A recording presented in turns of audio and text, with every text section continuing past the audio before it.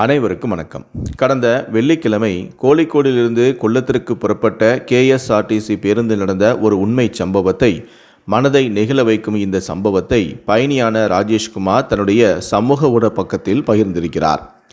பேருந்தானது குருவாயூரிலிருந்து கொடுங்கல்லூர் வழித்தடத்தில் உள்ள காலமுறி ஸ்டாப்பை அடையும் போது ஒரு சிறுமி எழுந்து கண்டக்டரிடம் தன்னை இறக்குமாறு கேட்டாள். இரவு நேரம் என்பதால் அந்த பெண் கண்டக்டரோ கவலையுடன் உன்னை அழைத்து கொள்ள யாராவது ஸ்டாப்பில் காத்திருக்கிறார்களா என்றும் கேட்டார். அதற்கு அந்த சிறுமியோ ஆம், ஒருவர் வருவார் என்று பதிலளித்தாள். ஆனால் பேருந்து அந்த ஸ்டாப்பை அடைந்தபோது அங்கே யாருமே இல்லை. வீட்டிலிருந்து ஒருவர் வந்து கொண்டிருக்கிறார் அக்கா, எந்தவிதமான பிரச்சனையும் இல்லை, நீங்கள் போங்கள் என்று கூறி அந்த குழந்தையும் இறங்கினாள். ஆனால் அந்த கண்டக்டரோ உடனே பேருந்தை இயக்கவில்லை. சில நிமிடங்கள் காத்திருந்தார். யாரும் வராததை கவனித்ததுமே அந்த சிறுமியை மீண்டும் பேருந்தில் ஏற்றினார்.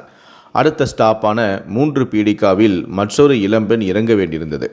அங்கே அந்த இருவரையுமே சேர்த்து இறக்கி அவர்களை அழைத்துச் செல்லும் அந்த நபர் அங்கே வரச் சொல்லுமாறு கேட்டும் கொண்டார். அந்த சிறுமியை முதல் ஸ்டாப்பிலேயே இறக்கிவிட்டு அவர்கள் செல்லலாம். ஆனால் அந்த பெண் கண்டக்டரோ அப்படி செய்யவில்லை. அந்த தருணத்தில் வெளிப்பட்டது ஒரு அம்மாவின் அக்கறையும் மனிதநேயமும் தான். இந்த செயலின் பேருந்தின் டிரைவருக்கும் ஒரு முழு ஒத்துழைப்பும் வழங்கினார்.